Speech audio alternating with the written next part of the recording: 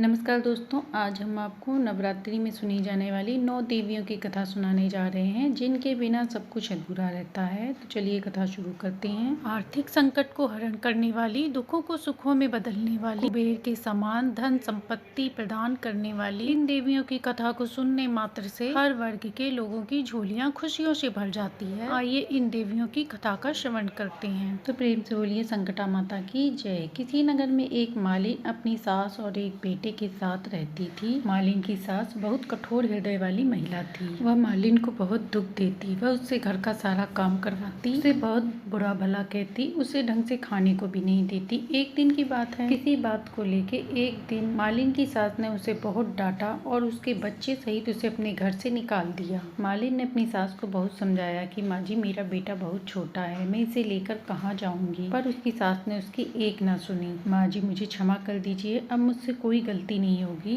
लेकिन मालिन की सास को उस पर दया नहीं आई और उसने अपनी बहू और पोते को घर से निकाल दिया। अब वह अपने बेटे को लेकर एक घने जंगल में निकल गई और वहाँ बैठकर रोने लगी। वहाँ पर वह एक घने पेड़ के नीचे बैठ गई। मालिन ने देखा वहीं कुछ ही दूरी पर संकटा माता का मंदिर था, जहाँ बहुत से लोग दर्शन के लिए आते थे। वहाँ पे जब लोग इन माँ बेटे को देखते तो कुछ प्रसाद इन माँ बेटों को भी दे के चले जाते। ऐसे ही कुछ समय व्यतीत हो रहा था और उन माँ बेटे का गुजारा चल रहा था। अब मालिन भी संकटा माता की पूजा आराधना करने लगी। धीरे धीरे समय व्यतीत हो रहा था। दोनों माँ बेटे माँ संकटा की पूजा आराधना ऐसे ही करते रहे। एक दिन मालिन ने अपने बेटे के साथ फूल लाकर और प्रसाद लाकर संकटा माता के मंदिर के बाहर बेचना शुरू कर दिया। अब वो दोनों रोज फूल लाकर मंदिर के बाहर माला बनाकर बेचने लगे। धीरे धीरे संकटा माता की कृपा से उनकी कमाई अच्छी होने लगी। मंदिर के पास ही उन्होंने एक घर बनवा लिया। वहीं पर संकटा माता के मंदिर में एक राजा की कन्या अपनी भाभी के साथ पूजा करने आती थी। जब राजा की पुत्री ने मालिन के बेटे को देखा तो वह उस पर मोहित हो गई। तब उसने अपनी भाभी से कहा, भाभी, मैं इसी लड़के से अपना विवाह करूंगी। तब उसकी भाभी ने समझाया, नहीं, ये तो माली है, ये मंदिर में फूल बेचता है और तुम एक राजा की बेटी हो। लेकिन ननद ने कहा, भाभी,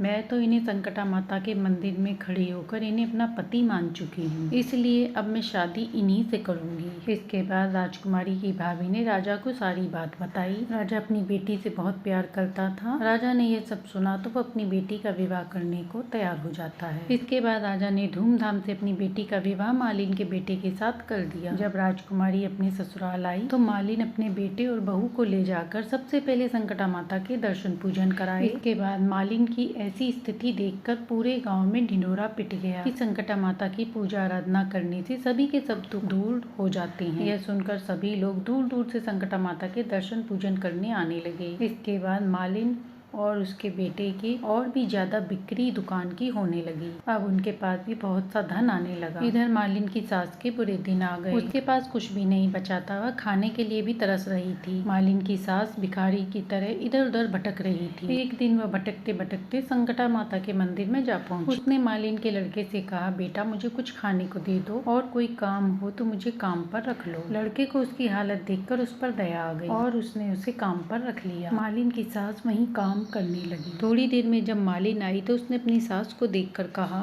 माँ जी, आप यहाँ कैसे और आप यहाँ काम क्यों कर रही हैं? तब उसकी सास ने कहा, बहू, मैं इन सेठ जी के यहाँ काम करती हूँ, इन्होंने मुझे काम पर रखा है। तब बहू ने कहा, माँ जी, ये सेठ जी नहीं, ये आपका पोता है और ये आप ही का घर है, आपको यहाँ काम करने की कोई जरूरत नहीं है, आप यहाँ आराम से रहिए। बहू ने बताया कि जब आपने हमें घर से निकाला था तब हम यहीं पर आकर आसरा लेकर रहने लगे और धीरे धीरे माला बेचकर अपना काम धंधा करने लगे। संकटा माता की कृपा से हमारा व्यापार अच्छा चल गया और आज हम भी अच्छे से कमा खा रहे हैं और माता संकटा की कृपा से आपके पोते का ब्याह एक राजकुमारी के साथ हो गया। तब सास ने कहा, बहू, मुझे क्षमा कर दो, मेरी करनी का फल मुझे मिल गया है। बहू ने कहा, कोई बात नहीं माता जी, अब आप यहाँ सुख पूर्वक अपने पोता पोती के साथ रहो। इसके बाद सभी लोग सुख पूर्वक आराम से रहने लगे। हे संकटा माता, जैसे आपने मालिन का दुख हरा, ऐसे ही अपनी कहानी कहती सुनते हुकारा भरते सबके संकट को हरे। तो प्रेम से बोलिए संकटा माता की जय। अब सुनते हैं संतोषी माता की कथा। था। एक बुढ़िया माई थी, उनके 7 बेटे थे, 6 कमाने वाले थे, जबकि 7वां बेटा कुछ भी नहीं काम करता था। बुढ़िया 6 बेटों की रसोई बनाती, भोजन कराती और उनसे जो कुछ झूठन बचता वह 7वें बेटे को दे देती। एक दिन वह अपनी पत्नी से बोला, देखी मेरी माँ को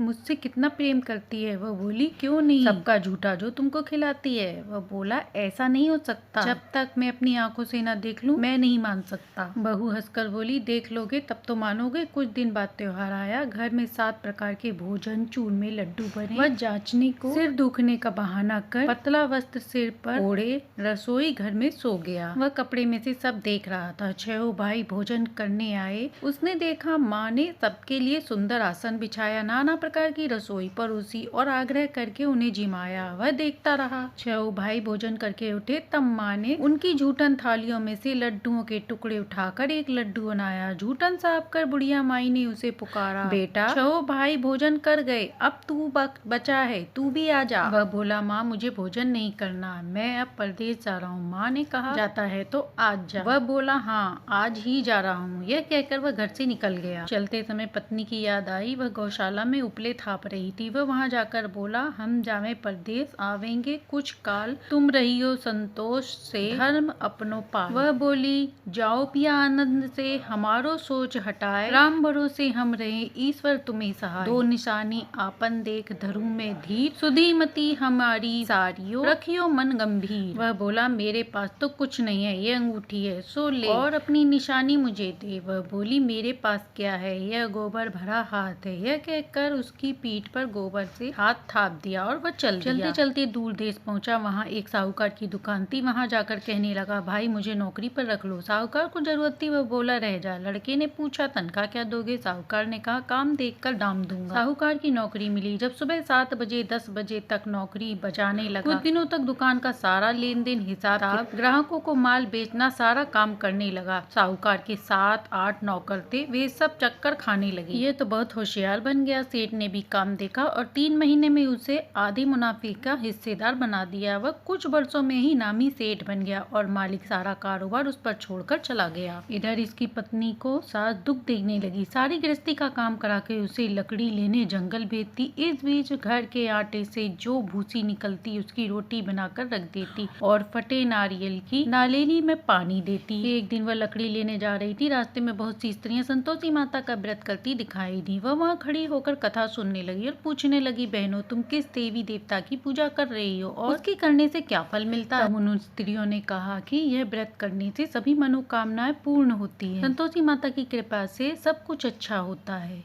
उसने उससे वृद्धि पूछी। वह भक्ति पूर्वक बोली, 1.25 आने का गुड़ चना लेना, इच्छा हो तो 5.25 आने का लेना, या 1.25 रुपए का भी सहूलियत के अनुसार ले सकते हैं। बिना परेशानी और श्रद्धा व प्रेम से जितना भी बन पड़े सवाय लेना। प्रत्येक शुक्रवार को निराहार रहकर कथा सुनना, इसके बीच क्रम टूटे ना, लगातार पालन करना। सुनने वाला कोई ना मिले तो घी का दीपक जला उसके आगे जल के पात्र को सामने रखकर कथा कहना। तक कार्य सिद्ध ना हो नियम का पालन करते रहे। व्रत का उद्यापन करना। 3 मास में माता फल पूरा दान करती है। यदि किसी के ग्रह खोटे हों तो भी माता वर्ष भर में कार्य सिद्ध कर देती हैं। फल सिद्ध होने पर उद्यापन करना चाहिए, बीच में नहीं। उद्यापन में 2.5 आटे का खांजा तथा इसी परिणाम से खीर तथा चने का साग करना। 8 लड़कों को भोजन कराना, जहाँ तक मिले देवर जेठ भाई बंधु के हों, ना मिले तो रिश्तेदार आस पड़ोसी के बुलाना, उन्हें भोजन कराना, यथाशक्ति दक्षिणा देना, माता का नियम पूरा करना, उस दिन घर में खटाई न खाना। यह सुनकर बुढ़िया की बहू जल्दी रास्ते में लकड़ी के बोझ को बेच दिया और उन पैसों से गुड़ चना ले लिया। माता के व्रत की सारी तैयारी कर ली और मंदिर में देखकर पूछने लगी, ये मंदिर किसका है? सब कहने लगे, संतोषी माता का मंदिर है। यह सुनकर माता के मंदिर में जाकर चरणों में लौटने लगी, दीन हो विनती करने लगी, माँ मैं निपट अज्ञानी हूँ, व्रत के कुछ भी नियम नहीं जानती हूँ, दुखी हूँ, हे माता जगत जननी मेरा दुख दूर करो, मैं आपकी शरण में। माता को दया आई। एक शुक्रवार बीता कि दूसरे को उसके पति का पत्र आया और तीसरे शुक्रवार को उसका भेजा हुआ पैसा आ गया। यह देखकर जेठ जेठानी मुंह सिकोड़ने लगे, लड़के ताने देने लगे, काकी के पास पत्र आने लगे, रुपए आने लगे, अब तो काकी की खातिर बढ़ेगी। बेचारी सरलता से कहती है, भैया कागज आवे रुपया आवे, हम सब के लिए अच्छा है। ऐसा कहकर आंखों में आंसू भरकर संतोषी माता के मंदिर में मातेश्वरी के चरणों में गिरकर रोने लगी, माँ मुझे तुमसे पैसा कब मांगा है? मुझे पैसे से क्या काम है, मुझे तो अपने सुहाग से काम है, मैं तो अपने स्वामी के दर्शन मांगना चाहती हूँ। तब माता ने प्रसन्न होकर कहा, जा बेटी, तेरा स्वामी आएगा। यह सुनकर खुशी से बावली होकर घर में काम करने लगी। अब संतोषी माँ विचार करने लगी, इस भोली पुत्री को मैंने कह तो दिया कि तेरा पति आएगा, लेकिन कैसे? वह तो इसे स्वप्न में भी याद नहीं करता, उसे याद दिलाने को मुझे जाना पड़ेगा। इस तरह माताजी उस बुढ़िया के बेटे के पास स्वप्न में प्रकट होकर कहने लगी, साहूकार के बेटे सो रहा था, जागा। माता ने कहा, तेरे घर बार कुछ है कि नहीं? वह बोला, मेरे पास सब कुछ है, माँ बाप हैं, मुझे क्या कमी है? माँ बोली, अरे भोले पुत्र, तेरी बहू घोर कष्ट उठा रही है, तेरे माँ बाप उसे परेशान कर रहे हैं, वह तेरे लिए तरस रही है, तू उसकी सुध ले। वह बोला, हाँ माताजी, यह तो मालूम है, परंतु जाऊं कैसे? परदेश की बात है, लेन देन का कोई हिसाब नहीं, कोई जाने का रास्ता नजर नहीं आ रहा, कैसे चला जाऊं? माँ कहने लगी, मेरी बात मान, सवेरे नहा धोकर संतोषी माता का नाम जप ले, घी का दीपक जलाकर दंडवत दुकान पर जाकर बैठ, देखते देखते सारा लेन देन चुक जाएगा, जमा का माल बिक जाएगा, सांझ होते होते धन का भारी ढेर लग जाएगा। अब माता की बात मानकर वह नहा धोकर संतोषी माता को दंड प्रणाम कर घी का दीपक जलाकर दुकान पर जा बैठा। थोड़ी देर में लेन देन वाले रुपया लेने आए और लेने वाले हिसाब करके चले गए। नगद दाम दे सौदा करने लगे। शाम तक धन का भारी भंडार लग गया। मन में माता का नाम लेकर चमत्कार प्रसन्न हो गया। घर ले जाने के वास्ते गहना कपड़ा सामान खरीदने लगा और यहाँ काम से निपटकर तुरंत घर रवाना होती। उधर उसकी पत्नी जंगल में लकड़ी लेने जाती, लौटते वक्त माताजी के मंदिर में विश्राम करती। वह तो के प्रतिदिन रुकने का स्थान जो ठहरा। धूल उड़ती देख वह माता से पूछती, हे माता, ये धूल कैसे उड़ रही है? माता कहती है, हे पुत्री, तेरा पति आ रहा है, अब तू ऐसा कर, लकड़ियों के 3 बोझ बना ले, एक नदी के किनारे रख और दूसरा मेरे मंदिर पर और तीसरा अपने सिर पर। तेरे पति को लकड़ियों का घर देख मोह पैदा होगा, वह यहाँ रुकेगा, नाश्ता पानी खाकर माँ से मिलने जाएगा, तब तू लकड़ियों का बोझ उठाकर जाना और चौक में घर डालकर जोर से आवाज लगाना, लो सासू जी लकड़ियों का गट्ठर लो,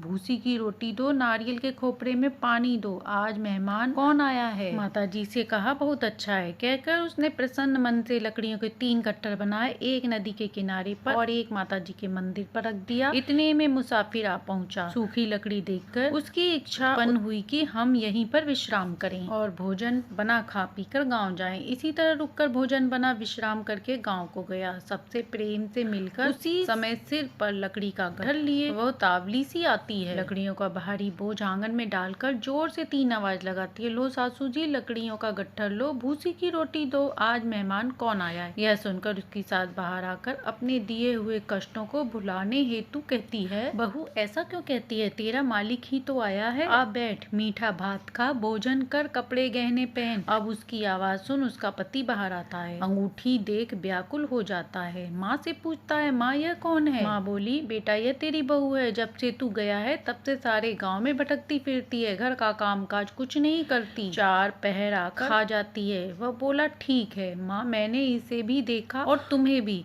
अब दूसरे घर की ताली उसमें रहूंगा। माँ बोली, ठीक है, जैसी तेरी मर्जी। दूसरे मकान की 3री मंजिल का कमरा खोल, सारा सामान जमाया। एक दिन में राजा के महल जैसा ठाट बाट बन गया। अब क्या था, बहुत सुख भोगने लगी। इतने में शुक्रवार आया। उसने पति से कहा, मुझे संतोषी माता के व्रत का उद्यापन करना है। पति बोला, खुशी से कर लो। अब वह उद्यापन की तैयारी करने लगी। जिठानी के लड़कों को भोजन के लिए कहने गई। उन्होंने मंजूर किया, परंतु पीछे से जिठानी ने अपने बच्चों को सिखाया, देखो भोजन के समय खटाई मांगना, जिससे उसका उद्यापन पूरा न हो। लड़के जीमने आए, खीर खाना पेट खाया, परंतु बाद में खाते ही कहने लगे, हमें खटाई दो, खीर खाना हमको नहीं भाता। देखकर अरुचि पैदा होती है। वह कहने लगी, भाई खटाई किसी को नहीं दी जाएगी, यह तो संतोषी माता का प्रसाद है। लड़के उठकर खड़े हो गए और बोले, पैसा लाओ। भोली बहू कुछ नहीं जानती थी, उसने पैसा दे दिया। लड़के उसी समय हट करके इमली की खटाई ले आए और खाने लगे। यह देखकर बहू माता जी के कोप का शिकार बन गई। जेठ जेठानी ताना देने लगे, लूट लूट कर धन इकट्ठा कर लिया है, अब सब मालूम पड़ जाएगा। बहू से यह सब सहन नहीं हुआ, वह माँ संतोषी से माफी मांगने लगी और रोती रही। माता जी के मंदिर गई, कहने लगी, हे माता, तुमने ये क्या किया? हंसाकर अब भक्तों को रुला रही हो। माता बोली, बेटी, तूने उद्यापन करके मेरा व्रत भंग कर दिया। वह कहने लगी, माता, मैंने कुछ अपराध नहीं किया, मैंने तो भूल से लड़कों को पैसे दे दिए थे, मुझे क्षमा करो, मैं फिर तुम्हारा उद्यापन करूंगी। माँ बोली, अब भूल मत करना। वह कहती है, अब मैं भूल नहीं होगी, अब बताओ वे कैसे आवेंगे? माँ बोली, जा पुत्री, तेरा पति तुझे रास्ते में आता मिलेगा। वह निकली, राह में पति आता मिला। वह पूछी, कहाँ गए थे? वह कहने लगा, इतना धन जो कमाया है उसका टैक्स राजा ने मांगा था, वह भरने गया था। वह प्रसन्न होकर बोली, भला हुआ, अब घर चलो। कुछ दिन बाद फिर शुक्रवार आया। वह बोली, मुझे फिर से माता का उद्यापन करना है। पति ने कहा, करो। बहू फिर जेठ के लड़कों को बुलाकर लाई। जेठानी ने एक दो बातें सुनाई और सब लड़कों को सिखाने लगी, तुम सब लोग पहले से ही खटाई मांगना। लड़के भोजन से पहले कहने लगे, हमें खीर नहीं खानी, हमारा जी बिगड़ता है, कुछ खटाई खाने को दो। वह बोली, खटाई किसी को नहीं मिलेगी। तब वह ब्राह्मण के लड़के लाकर भोजन कराने लगे। यथाशक्ति दक्षिणा की जगह एक एक फल उन्हें दिया, जिससे संतोषी माता प्रसन्न। माता की कृपा होते ही 9वें मास में उसके चंद्रमा के समान एक सुंदर हुआ। पुत्र को पाकर प्रतिदिन माता जी के मंदिर में जाने लगी। माँ ने सोचा, यह रोज आती है, आज क्यों न इसके घर चलूं। यह विचार कर माता ने भयानक रूप बनाया। गुड़ चने से सना मुख ऊपर सूर के समान हो, उस पर मक्खियां भिन भिन कर रही थी। दहली पर पैर रखते ही उस साथ चिल्लाई, देखो रे, कौन चुड़ैल डाकनी चली आ रही है, लड़कों से भगाओ, नहीं तो किसी को खा जाएगी। लड़के चिल्लाने लगे और चिल्लाकर खिड़की बंद करने लगे। बहू रोशनदान में से देख रही थी। प्रसन्नता से पगली बन चिल्लाने लगी, आज मेरी माताजी मेरे घर आई है, वह बच्चों को दूध पीने से हटाती है। इतने में सास का क्रोध फट पड़ा। वह बोली, क्या उतावली हुई है, बच्चे को पटक दिया। इतने में माँ के प्रताप से लड़के नजर आने लगे। वह बोली, माँ, मैं जिसका व्रत करती हूँ वह संतोषी माता है। सबने माता के चरणों को पकड़ लिया और विनती करके कहने लगे, हे माता, हम मूर्ख हैं, तुम्हारे व्रत की विधि हम नहीं जानते, व्रत भंग कर हमने बड़ा अपराध किया, जग माता आप हमारा अपराध क्षमा करें। इस प्रकार माता प्रसन्न हुई। बहू को प्रसन्न हो जैसा फल दिया वैसा माता सबको। तो प्रेम से बोली संतोषी माता की जय। बहुत समय पहले की बात है, मथुरा के पास सुरेश नाम का एक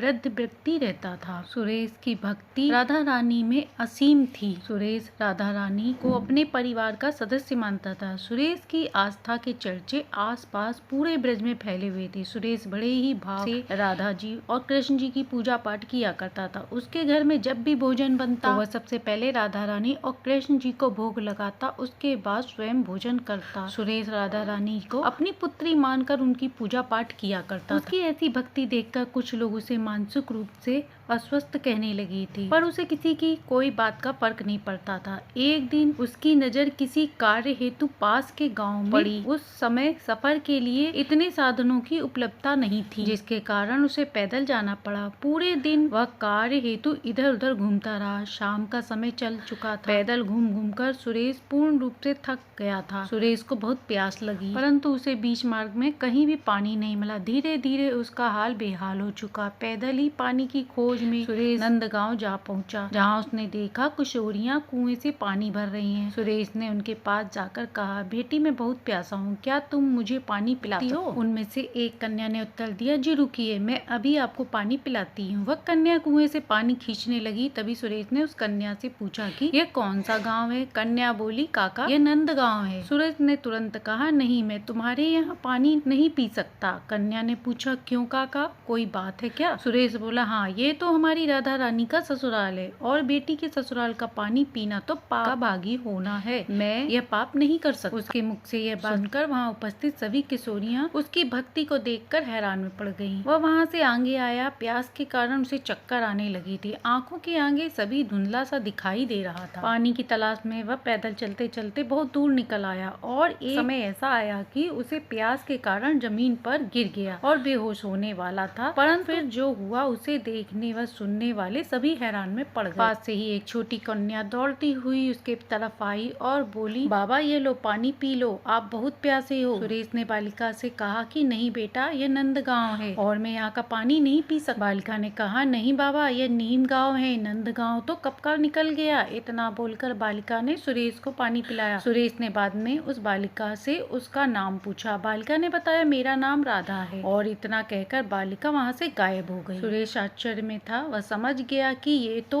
मेरी राधा रानी ही है। वह इतना भाव विभोर हो गया कि उसकी आंखों से आंसुओं की धारा निकलने लगी। अब तो राधा रानी के दर्शन पाकर उसका जीवन ही संवर गया। उसने राधा रानी की जय बोलकर उन्हें धन्यवाद किया। यह बात जिसको पता चली सभी हैरान थे कि भक्त की भक्ति के आगे विवश होकर राधा रानी भी बालिका के रूप में स्वयं ही आ गई। तो प्रेम से बोलिए जय श्री राधे कृष्णा। भगवान राम, सीता और लक्ष्मण जी पिता की आज्ञा का पालन करने के लिए वनवास चले गए। रास्ते में उन्होंने गंगा, यमुना, सरस्वती में तर्पण किया। वन में कंदमूल फल खाकर जीवन यापन करने लगे। जब माघ मास की एकम तिथि आई तो भैया कंदमूल फल तोड़कर लाए और सीता जी के आगे रख दिए। माता सीता ने 4 पत्तलें बनाई तो लक्ष्मण जी ने पूछा, माता जी आपने 4 पत्तलें क्यों बनाई? तब सीता माता ने कहा, एक पत्तल आपकी है, एक प्रभु जी की है, एक पत्तल मेरी है और एक गौ माता की है। राम जी और लक्ष्मण जी ने एक एक पत्तल अपनी अपनी उठा ली और एक पत्तल गौ माता के आगे रख दी। सीता माता ने अपनी पत्तल ना तो उठाई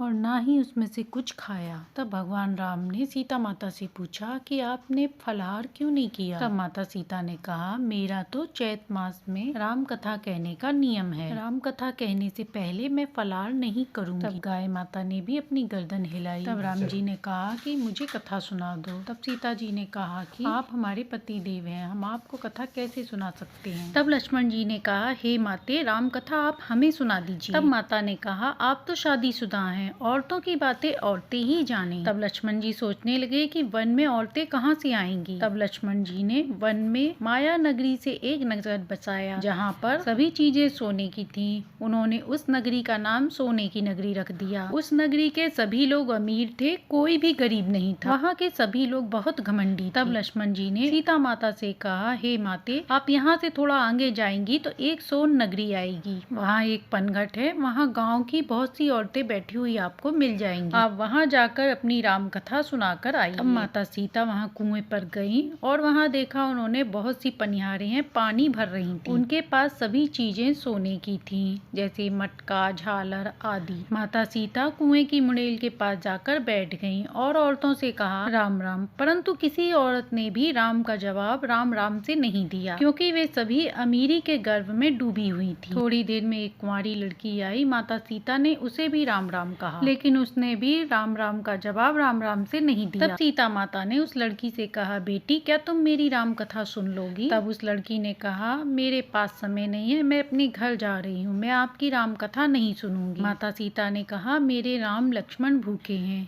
तो वो लड़की बोली, कौन राम लक्ष्मण? मैं किसी राम लक्ष्मण को नहीं जानती, मैं घर जा रही हूँ, मुझे मेरी माँ बुला रही है। ऐसा कहकर वह लड़की पानी लेकर घर चली गई। माता सीता उस लड़की की बेरुखी से दुखी हो गई। माता को क्रोध आ गया, जिससे उस सोने की नगरी पीतल की हो गई। जब वह लड़की घर गई तो उसकी माँ ने देखा और उससे कहा, बेटी तेरे सारे जेवर मटका सब पीतल का कैसे हो गया? तब बेटी ने कहा, माँ मुझे नहीं मालूम। कुएं पर एक बहुत ही सुंदर तपस्विनी बैठी हुई है, उसने मुझसे कहा मेरी राम कथा सुन लो, तो मैंने उसकी राम कथा नहीं सुनी। मुझे लगता है वह जादूगरनी है, उसने ही कोई टोना टोटका किया होगा जिससे सब चीजें पीतल की हो गई। जब माँ ने सुना तो कहा, बेटी वह तपस्विनी कोई और नहीं बल्कि माता सीता है। तुम इसी समय वापस जाओ और हमारे घर की रिद्धि सिद्धि वापस लेकर आओ। हमारी तो पूरी नगरी पीतल की हो गई। तब बेटी ने सुना तो माँ से कहा, माँ अब मैं नहीं जाऊंगी। थोड़ी देर में ही उसकी बहू आई और उसने सब कुछ सुना तो उसने कहा, माँ जी अगर आपकी आज्ञा हो तो मैं ही सीता माता के दर्शन कर आऊं। सास ने कहा, बहू जरूर जाओ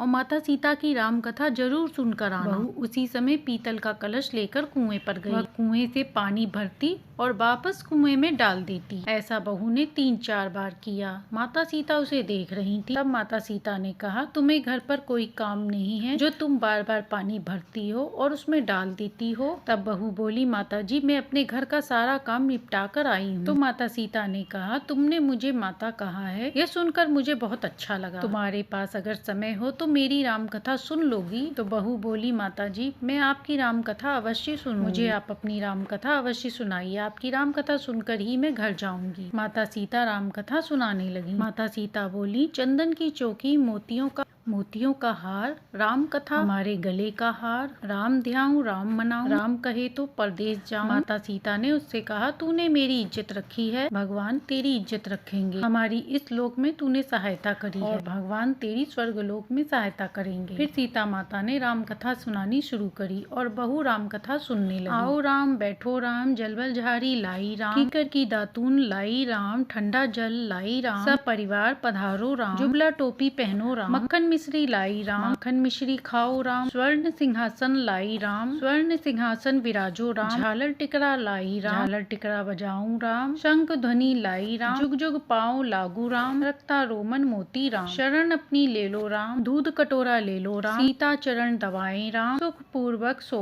राम, झालर पंखा ढोलो राम, हम में राम तुम में राम, रोम रोम में बसो राम, घट घट में विराजो राम, मुख में तुलसी बोलो राम, खाली बैठे क्या काम, बोलो जब राम ही राम, पूरन होवे सब काम, मेवा शिरंगी लाई राम, भोग लगाओ राम, चरखा परखा लाई राम, जो भाई चखो राम, मन में कुछ रखो ना राम। राम कथा जब पूर्ण हुई तब सीता जी बोली, तुमने मेरी राम कथा सुनी, तुमने हमारी सहायता करी। सीता माता से आशीर्वाद के रूप में बहू को गले का हार सीता माता ने पहना दिया। बहू माता से आशीर्वाद लेने के बाद घर आकर बहू ने कहा, सासू माँ मेरा मटका नीचे उतार दो। जब सास मटका उतारने लगी तो बहू से बोली, बेटी हीरे मोती के सभी गहने झलमिला रहे हैं, ये सब तू कहाँ से लेकर आए? राजा सुनेंगे तो हमें दंड देंगे। तो बहू बोली, माता जी मैं तो सीता माता से उनकी राम कथा सुनकर आई, उनकी ही कृपा से ये सब कुछ हुआ है। तब सास ने कहा, बहू अब तुम रोज राम कथा सुनने जाया करो और मुझे भी रोज राम कथा सुनाया करो। बहू रोज सीता माता के पास जाकर पनघट पर राम कथा सुनकर और घर आकर अपनी सासू माँ को राम कथा सुनाती। इस तरह उसे राम कथा सुनते हुए पूरा 1 साल हो गया। अब मैं राम कथा का उद्यापन करना चाहती हूँ, आप मुझे उद्यापन की विधि बताइए। तब माता सीता ने कहा, बहू 7 लड्डू और 1 नारियल लेना, फिर उनके 7 भाग करना,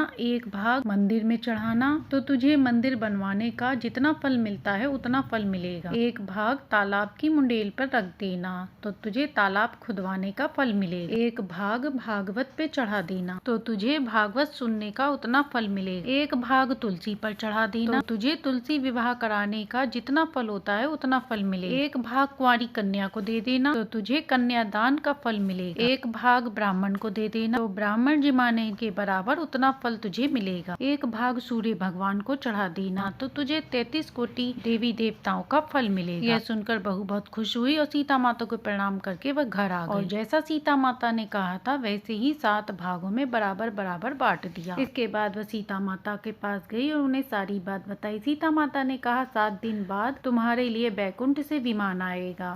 जब विमान आया तो बहू ने अपनी सास से कहा, सासू माँ आप भी हमारे साथ चलें। तो सासू माँ ने कहा, बहू मैं अकेली कैसे जाऊँ? अपने ससुर को ले ले, भाई बंधुओं को ले ले, अपने पति को ले ले, अपने कुटुम्ब को ले ले। अब बहू ने सबको विमान में बैठा लिया। इतने में ननद आई और भाभी से बोली, भाभी मुझे भी विमान में बैठा। ननद के ऐसा बोलते ही विमान भर गया, उसके बैठने की जगह ही नहीं बची। तब बहू ने सीता माता से कहा, माँ जी हमारी ननद को भी विमान में बैठा लो। तब सीता माता ने कहा, तुम्हारी ननद तो घमंड से भरी हुई हैं और हमारा विमान तो कच्चे धागे से भरा हुआ है, अगर यह बैठेगी तो टूट जाएगा। वह भाभी से बोली, भाभी अगर मैं यहाँ अकेली रहूंगी तो मुझे सांप बिच्छू खा जाएंगे। भाभी ननद से बोली, भाई साहब आपको अपनी करनी भोगनी ही पड़ेगी। इसके बाद बहू अपने पति के साथ विमान में बैठ गई। सभी लोग देखने लगे। तब बहू से सब पूछने लगे, तुमने ऐसा कौन सा धर्म कर्म व्रत पूजन किया जो सीता माता के साथ विमान में बैठी? तब बहू ने कहा, मैंने तो केवल सीता माता से राम कथा सुनी और उसका उद्यापन किया था, यह सब उसी के प्रताप से हुआ है। इसके बाद सभी लोगों ने कहा, हमें भी राम कथा सुना दो। बहू ने सभी को राम कथा सुना। कथा पूरी होते ही पूरी नगरी सोने की हो गई। यह देखकर सभी ने श्री राम जी की जय जयकार करी। यह देख माता ने सभी को विमान में बैठा लिया। हे सीता माता, जैसे आपने बहू पर कृपा करी वैसे ही अपनी कहानी कहती होकारा भरती सबके घर में सुख शांति समृद्धि देना। अब सुनते हैं लक्ष्मी माँ की कहानी। किसी नगर में एक साहूकार और साहूकारनी रहते थे। उनके 3 बच्चे थे। साहूकार बड़ा ही समझदार समझदार आदमी था। साहूकार धार्मिक भी था और साथ ही पूजा पाठ भी करता था, परंतु साहूकारनी बिल्कुल ही पूजा पाठ नहीं करती थी। वह बहुत ही दरिद्रनी थी। वह ना तो सुबह जल्दी उठती और ना ही घर में झाड़ू पोछा लगाती और ना ही घर की साफ सफाई करती, ना ही बच्चों को साफ सफाई से रखती। साहूकार ने अपनी पत्नी को बहुत समझाया कि वह साफ सफाई से बच्चों को रखे, घर को रखे, परंतु वह सुनती ही नहीं थी। वह कहता, जिस घर में गंदगी रहती है वहाँ लक्ष्मी जी का वास नहीं होता और ना ही उस घर में कभी बरकत होती है और घर बीमारी का ढेर बना रहता है। इसी के साथ साथ अन्न धन की भी कमी रहती है। लेकिन उसकी पत्नी पर अपने पति की बात का कोई भी असर नहीं पड़ता था। वह बड़ी ही आलसी और सुस्त प्रवृत्ति की थी। एक दिन वह शाम के समय पंचूनी की दुकान पर गई। ये कहानी उस जमाने की है जब घर में न पानी आता था न लाइटें होती थी। उस जमाने में जब रात में कहीं जाना होता था तो लोग लालटेन लेकर ही जाती थी। तब साहूकारनी भी लालटेन लेकर सौदा खरीदने जा रही थी। क्योंकि साहूकार पूजा पाठ करता था इसलिए माता उससे प्रसन्न थी। इसलिए माता उसकी पत्नी को सुधारना चाहती थी। माता जानती थी कि उसकी पत्नी अच्छी है, परंतु वह बड़ी सुस्त और आलसी है। अगर मैं इसे समझाऊंगी तो ये जरूर समझ जाएगी। तब माता लक्ष्मी ने एक बहुत सुंदर महिला का रूप बनाया और साहूकारनी के पीछे पीछे चलने लगी। तभी माता लक्ष्मी ने उस औरत के भेष में आकर साहूकारनी से कहा, तुम इतनी रात में कहाँ जा रही हो? बहन, मुझे भी जरा लालटेन की रोशनी दिखा दो। तब साहूकारनी ने कहा, हाँ बहन आओ, तुम भी मेरे साथ चलो। तब साहूकारनी ने कहा, बहन तुम कौन हो? पहले तुम्हें कभी गाँव में नहीं देखा। तब माता लक्ष्मी ने कहा, मैं शहर से यहाँ अपनी बहन के पास आई हूँ। इस तरह दोनों आपस में बातें हुए करते आ रही थी। बातें करते करते ही दोनों में दोस्ती हो गई। तब माता लक्ष्मी ने कहा, बहन क्या तुम मुझे अपने घर नहीं बुलाओगी? तब साहूकार की पत्नी बोली कि बहन तुम कल सुबह 10 बजे के बाद मेरे घर आ जाना। तब तक मेरे पति भी काम पर चले जाएंगे। हम दोनों सहेलियां बैठकर खूब सारी बातें करेंगे। दूसरे दिन माता लक्ष्मी 10 बजे के बाद चंदा के घर पहुंच। घर की दुर्दशा देखकर माता लक्ष्मी ने साहूकार की पत्नी से कहा, अरे बहन तुम घर की साफ सफाई नहीं करती हो क्या? देखो तुम्हारा घर कितना गंदा पड़ा है। तुम्हारे बच्चे भी गंदे हैं और उनके कपड़े भी फटे हुए हैं और तुम्हारे चौके में टूटे फूटे बर्तन पड़े। चूल्हा भी लगता है नियमित लिपा हुआ नहीं रहता। तब साहूकार की पत्नी ने कहा कि बहन मुझे साफ सफाई करना अच्छा नहीं लगता। तब माता लक्ष्मी ने कहा, बहन तुम एक बार मेरे कहने से घर की साफ सफाई करो, तुम्हें खुद अच्छा लगेगा। तब माता लक्ष्मी बताती गई और साहूकार की पत्नी घर की साफ सफाई करती गई। सबसे पहले माता लक्ष्मी ने साहूकार की पत्नी से घर की झाड़ू लगवाई, फिर पोछा लगवाया, उसके बाद रसोई की साफ सफाई करवाई, चूल्हे को पीली मिट्टी और गाय के गोबर से लिपवाया, रसोई में रखे हुए टूटे फूटे बर्तन हटवाए और नए बर्तन निकलवाए, बच्चों को नहलवाया और नए नए वस्त्र पहनवाए, उनके सिर में तेल लगवाकर उनके बाल बनवाए। उसके बाद माता लक्ष्मी ने कहा कि बहन अब तुम भी नहा कर आओ। और माता ने कहा, तब तक मैं तुम सबके लिए भोजन बनाती हूँ। उसके बाद सेठानी नहाने चली गई। तब तक माता ने स्वादिष्ट भोजन तैयार कर दिया। सेठानी जब नहाकर आई और उसने इतने स्वादिष्ट व्यंजन देखे तो वह कहने लगी कि बहन तुमने इतने कम समय में इतने स्वादिष्ट व्यंजन बना दिए। आओ बहन हम सब मिलकर स्वादिष्ट भोजन करते हैं। उसके बाद माता लक्ष्मी और सभी ने मिलकर स्वादिष्ट भोजन खाया। इसके बाद वे सभी लोग खूब बातें करने लगी। शाम होने वाली ही थी, फिर माता लक्ष्मी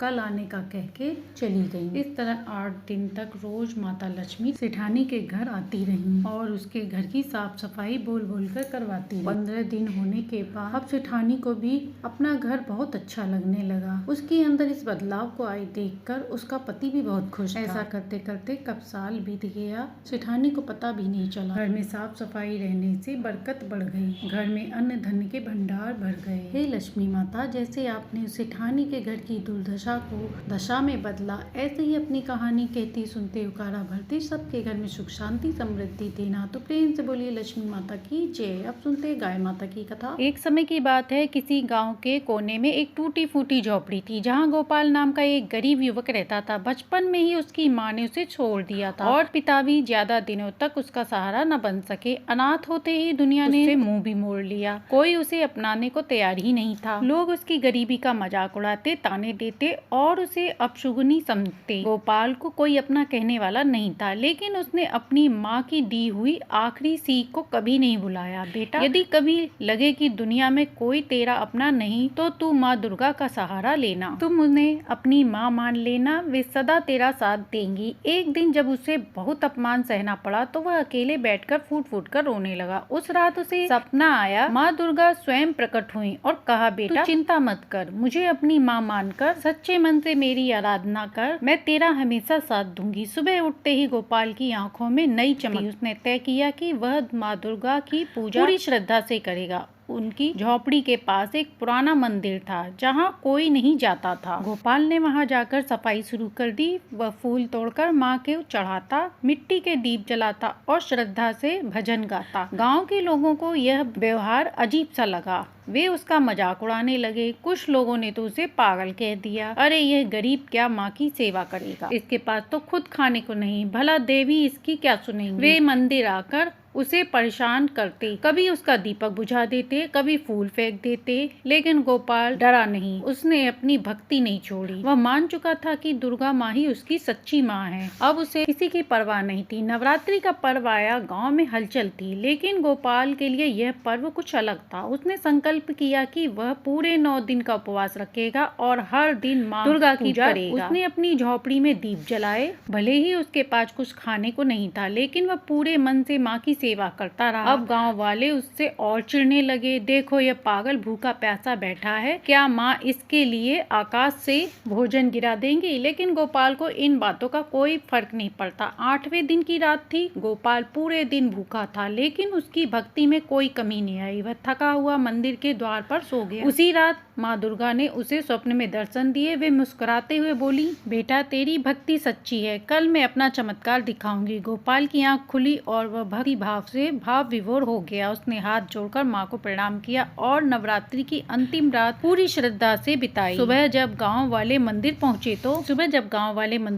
तो उन्होंने देखा कि मंदिर के अंदर एक अद्भुत प्रकाश फैला है। माँ दुर्गा की मूर्ति के चरणों में स्वर्ण मुद्राएं, फल फूल और अनाज के ढेर पड़े हैं। यह देखकर सब हैरान रह गए। सबसे बड़ा आश्चर्य तब हुआ जब गांव के सबसे धनी व्यक्ति के सपने में माँ दुर्गा ने दर्शन दिया और कहा, गोपाल कोई साधारण युवक नहीं, मेरा सच्चा भक्त है। तुम लोग अब उसे तिरस्कृत न करना, वरना तुम्हारा सर्वनाश हो जाएगा। गांव वालों को अपनी गलती का एहसास हुआ। वे गोपाल के पास गए, उससे क्षमा मांगी और उसकी भक्ति को नमन किया। गांव के लोगों ने मिलकर मंदिर का उद्धार करवाया और हर साल वहां नवरात्रि उत्सव मनाने का संकल्प लिया। अब कोई भी गोपाल का मजाक नहीं उड़ाता था, बल्कि उसकी भक्ति की गूंज दूर दूर तक फैल गई। उसकी झोपड़ी एक पवित्र स्थान बन गई, जहाँ हर कोई माँ दुर्गा की कृपा पाने आता। प्रेम से बोलिए दुर्गा माता की जय। अब सुनते हैं वैभव को देने वाली वैभव लक्ष्मी माता की कहानी। किसी नगर में एक सेठ सेठानी रहते थे। उन्होंने बड़ी मेहनत और लगन के साथ एक छोटा सा व्यापार शुरू किया। उसके बाद वे एक बहुत बड़े व्यापारी बन गए। वे भगवान के परम भक्त थे। समय मिलने पर दोनों पूजा पाठ भी किया करती थी। सेठ धन कमाने में इतने व्यस्त थे कि उन्हें कुछ भी दिखाई नहीं देता था। उन्हें अपनी पत्नी की सूनी गोद का भी ख्याल नहीं आया, क्योंकि वह तो बस एक ही चीज जानते थे कि धन कैसे कमाया जाए। वह अपनी पत्नी को खुश करने के लिए महंगे कीमती वस्त्र लाकर देते। सोने चांदी के गहनों से भी उन्होंने उन्हें लाद दिया था, लेकिन अपनी पत्नी के हृदय की पीड़ा को वह नहीं देख पा रहे थे। सेठानी के पास सब कुछ था, परंतु बच्चा न होने के कारण धीरे धीरे वह हृदय रोग की शिकार हो गई। सेठ ने जब अपनी पत्नी की ऐसी हालत देखी तो उनसे रहा नहीं गया। तब उन्होंने अपनी पत्नी से उनकी उदासी का कारण पूछा। तब पत्नी ने रो रो कर अपने पति को सारी बात बताई। सेठ जी को जीवन में पहली बार एहसास होने लगा कि उन्होंने सब कुछ पाकर भी सब कुछ खो दिया। उनकी पत्नी के आंखों से आंसू बह रहे थे। यह देखकर उनके हृदय में भी करुणा भर गई। उन्होंने अपनी पत्नी को हृदय से लगा लिया और कहा, अरे सेठानी, तुम्हारे ये आंसू मुझसे देखे नहीं जा रहे। सेठानी ने कहा, हे स्वामी, हमारे पास सब कुछ होते हुए भी कुछ भी नहीं है। इस धन को कमाने में ही आपने जीवन बना लिया। आपने कभी यह भी नहीं सोचा कि यह धन आप किसके लिए एकत्रित कर रहे हैं। हमारे मरने के बाद इस धन का कौन उत्तराधिकारी होगा। यदि हमारी संतान ही नहीं तो यह सब बेकार है। स्वामी, अगर मुझे खुशी होगी तो संतान से ही खुशी होगी, इन सब चीजों से नहीं। ऐसा कहकर सेठानी रोने लगी। सेठ को महसूस हुआ कि जैसे वह किसी स्वप्न से सोकर उठे। उनके मन की आंखें पहली बार खुली। उसके बाद सेठ ने बड़े बड़े डॉक्टरों को अपनी पत्नी को दिखाया। सभी चेकअप करवाए। तब डॉक्टरों ने कहा, आप दोनों में किसी चीज की कोई कमी नहीं है। इसके इसके बाद उन्होंने नीम हकीम सभी को दिखाया, लेकिन फिर भी कोई फायदा नहीं हुआ। इस तरह 2 साल निकल गए। एक दिन सेठ जी ने अपनी पत्नी से कहा कि अरे भाग्यवान, हम लोगों ने बच्चे के लिए नीम हकीम सभी डॉक्टरों को दिखाया, परंतु कोई फायदा नहीं हुआ। अब तुम ही बताओ, अब हम क्या करें। तभी उनकी नौकरानी आई और बोली, सेठ सेठानी जी, हमारे घर के बाहर एक पंडित जी आए हैं। दोनों सेठ सेठानी घर के बाहर आए और पंडित जी के चरण स्पर्श करके उन्हें भीतर लाए और उन्हें एक उच्च स्थान पर बैठा। सेठ जी पंडित जी से बोले, हे पंडित जी महाराज, आप बहुत वर्षों के बाद आए, हम तो आपको भूल ही गए थे। तो पंडित जी सेठ सेठानी से बोले, आश्चर्य की कोई बात नहीं, हम ब्राह्मण तो सदा संकट के समय ही आते हैं। हमारे हृदय के तार प्रभु की वीणा पर धधकते हैं। बोलो बच्चों, तुम्हें किस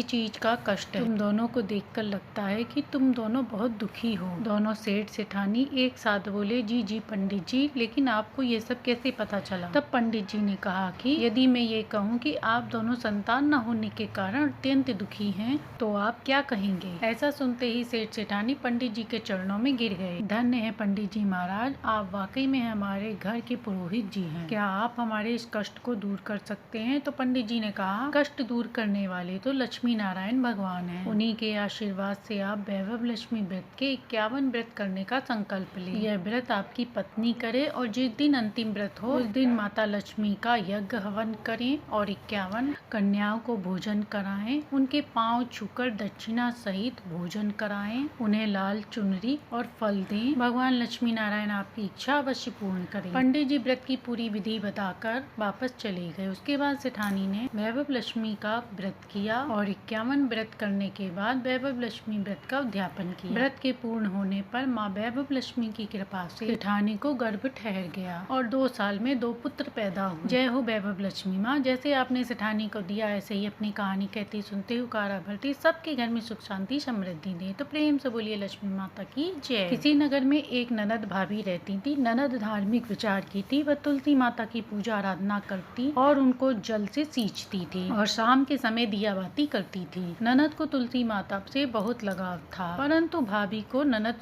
फूटी आग भी नहीं सुहाती। भाभी जब ननद को पूजा पाठ करते देखती तो वो उसे जली कटी सुनाती। वह कहती, क्या रोज रोज तुलसी की पूजा करती हो, बाती करती हो, क्या ससुराल में यह सब चीज काम आएगी? घर का चूल्हा चौका क्यों नहीं संभालती? आखिर अंत में यही काम आएगा। और गुस्से में कहती, जब तेरी शादी होगी तो बारातियों को तुलसी ही खाने को दूंगी। ननद सब कुछ सुनती और शांत रहती। वह कुछ भी नहीं कहती थी क्योंकि वह अपने भाई के घर को बनाना चाहती थी। इस तरह समय व्यतीत हो रहा था। एक दिन ननद का विवाह का समय भी आ गया। बारात आई तो भाभी ने गमला तोड़कर बारातियों के आगे फेंक दी, लेकिन तुलसी माता की कृपा से वह तुलसी का गमला हार में बदल गया। इसके बाद भाभी ने जलन के मारे खाने के लिए केवल तुलसी के पत्ते ही दिए, तो तुलसी माता की कृपा से वह सभी खाना स्वादिष्ट भोजन में बदल गया। भाभी ने अपनी ननद को गहनों की जगह तुलसी की मंजरी की माला बनाकर पहना दी। भाभी ने गहनों की जगह तुलसी की माला पहना दी और फटी हुई साड़ी पहना दी, परंतु तुलसी माता की कृपा से गहने सोने के जेवर में बदल गए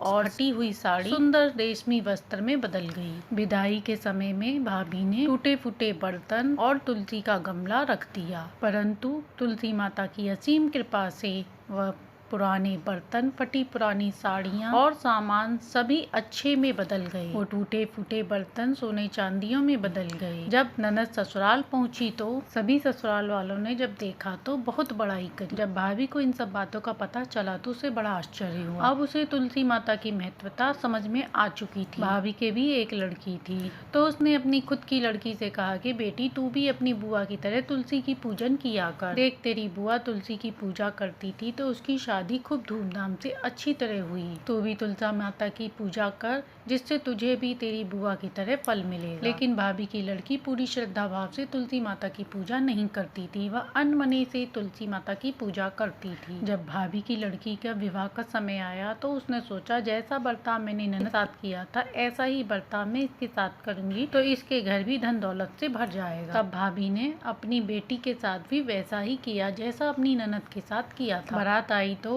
उसने सबके सामने तुलसी का गमला तोड़कर फेंक दिया, परंतु इस बार तुलसी जी का गमला फूलों के हार में नहीं बदला बल्कि मिट्टी के ढेर में पड़ा ही रहा। इसके बाद खाने में तुलसी की पत्तियां परोस कर दी गयी। इस बार वह स्वादिष्ट व्यंजनों में नहीं बदला।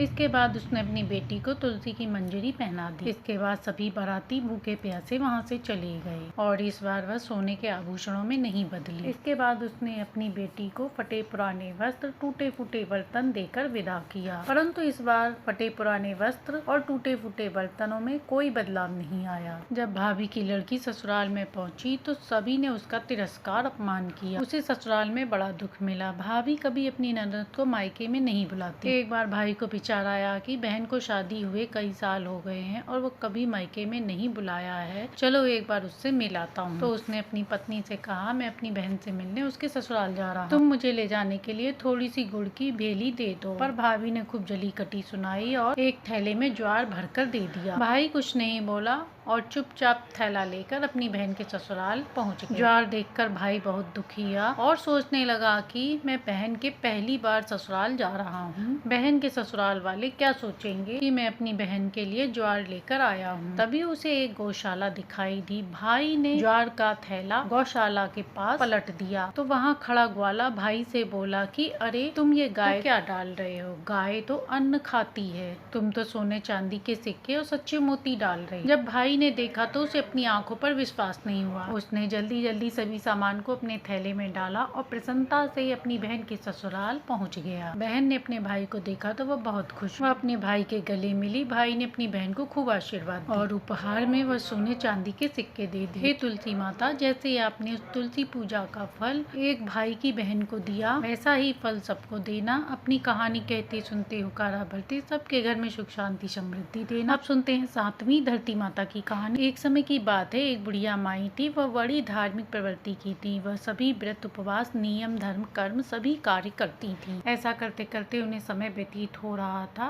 कुछ समय बाद उनकी मृत्यु हो गई। यमलोक लाया गया तो उन्हें उतरने के लिए धरती नहीं मिली। जब यमराज जी आए तो बुढ़िया माई ने यमराज जी से कहा कि हे धर्मराज जी, यहाँ जितने लोग खड़े हैं सभी को धरती मिली है, परंतु मुझे धरती नहीं मिली। मैंने इतने धर्म, कर्म, पुण्य कार्य किए हैं, फिर भी मेरे साथ ऐसा क्यों हो रहा है। तब धर्मराज जी ने कहा, अरे बुढ़िया माई, तू सत्य कहती है। तूने सभी पुण्य कार्य किए, लेकिन तूने कभी भी धरती माता के नाम का व्रत, पूजन, न ही कभी कहानी सुनी। तूने 2 फुट धरती मोल नहीं ली। इसलिए यहाँ जितने भी लोग मृत्यु लोक से आए हैं, उन्होंने धरती माता की कहानी, व्रत, उद्यापन सब कुछ किया और 2 फुट धरती मोल ली थी। इसलिए इन्हें यहाँ धरती पर रहने का स्थान मिला। तब बुढ़िया माई ने धर्मराज जी से कहा, मुझे इस व्रत के बारे में मालूम नहीं था। हे धर्मराज जी, अगर मुझे इस व्रत के बारे में पता होता तो मैं धरती मोल लेती और इसका व्रत उद्यापन अवश्य करता। तब धर्मराज जी ने कहा, बुढ़िया माई, धरती माता की कहानी 7 दिन तक लगातार सुननी चाहिए। इसमें 1.25 मीटर लाल कपड़ा, 1.25 मीटर सफेद कपड़ा, 1.25 मीटर जमीन को खोदकर ये दोनों कपड़े बिछाते हैं और इन कपड़ों को बिछा देते हैं। कपड़े के ऊपर रोली चावल से छीटा देते हैं, मोलील का टुकड़ा रखते हैं, नारियल चढ़ाते हैं, श्रद्धा अनुसार दक्षिणा के रुपए रखते हैं, मीठे में बतासा, गुड़ या मिठाई भी रख सकते हैं। इसके बाद 7 दिन तक लगातार ब्राह्मणी से कहानी सुनते हैं। उसके बाद व्रत का उद्यापन करते हैं। उद्यापन में ये सभी सामग्री देते हैं। ब्राह्मणी को पहनने के लिए साड़ी, धोती, ब्लाउज, पेटीकोट, तौलिया और रुमाल भी देते हैं और जिससे ये कहानी सुनते हैं उसे ये सारा सामान दान में दे देते हैं। तब बुढ़िया माई ने कहा, हे धर्मराज जी, आप मुझे 7 दिन के लिए मृत्यु लोक पर भेज दें। मैं धरती माता की कहानी, पूजा, उद्यापन करके वापस आ जाऊँ। तब धर्मराज जी ने बुढ़िया माई को वापस जमीन पर भेज। धरती पर बुढ़िया माई को जलाने की तैयारी हो रही। जैसे ही उसकी देह को आग लगाने वाले थे, वैसे ही बुढ़िया माई के शरीर में हलचल हुई। यह देखकर सभी लोग डर गए और दूर भागने लगे। बुढ़िया माई ने अपने बेटा और पोते पोतियों से कहा कि मैं 7 दिन के लिए धरती पर वापस आई हूँ। धर्मराज जी की कथा कहानी कहूंगी और सुनूंगी। घर आने पर बुढ़िया माई ने एक ब्राह्मणी से कथा कहानी सुनी और व्रत का उद्यापन विधि विधान से किया। 7वें दिन बुढ़िया माई की मृत्यु हो गई। तभी एक दिव्य विमान आया। बुढ़िया माई उस पर बैठकर धर्मराज जी की चौखट पर पहुंच गई। सभी ने बुढ़िया माई का स्वागत किया। धरती माता ने उसे फूलों का हार पहनाया। इसलिए हम सबको भी धरती माता की कथा कहानी अवश्य सुननी चाहिए। हे धरती माता, जैसे आपने बुढ़िया माई की सुनी, ऐसे ही सब पर सुनना। तो ये थी पूरे साल सुनी जाने वाली 9 माताओं की कहानी, जिसे सुनने से सुख सौभाग्य में वृद्धि होती है। कहानी अच्छी लगी हो तो लाइक एंड सब्सक्राइब करें।